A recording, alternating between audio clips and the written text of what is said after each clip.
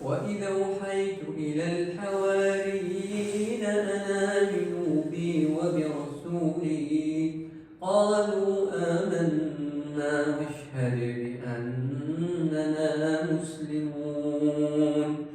إذ قال الحواريون يا عيسى ابن مريم هل يستطيع ربك أن ينزل علينا مائدة من السماء؟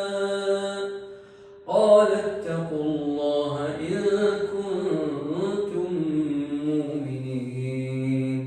قالوا نريد أن نأكل منها وتطمئن قلوبنا ونعلم أن قد صدقتنا ونكون عليها من الشاهدين.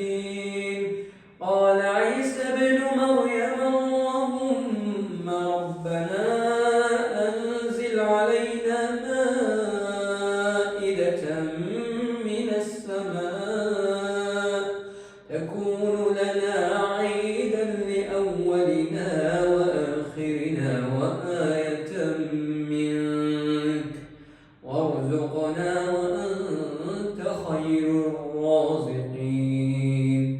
قال الله إني منزلها عليكم فمن يكفر بعد منكم فإني أعذبه عذابا لا أعذبه أحدا من العالمين.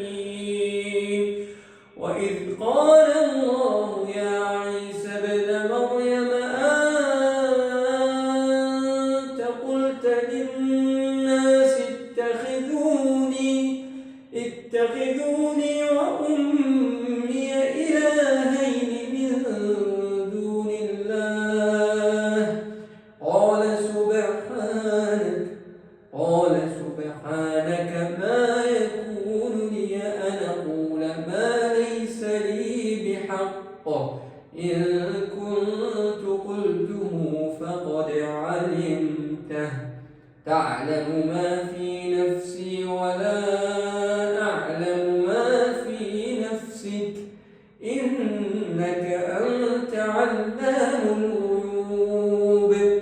ما قلت لهم إلا ما أمرتني به أن اعبدوا الله ربي وربكم وكنت عليهم شهيدا ما دمت فيهم فلما توفيتني كنت أنت الرقيب عليهم وأنت على كل شيء شهيد.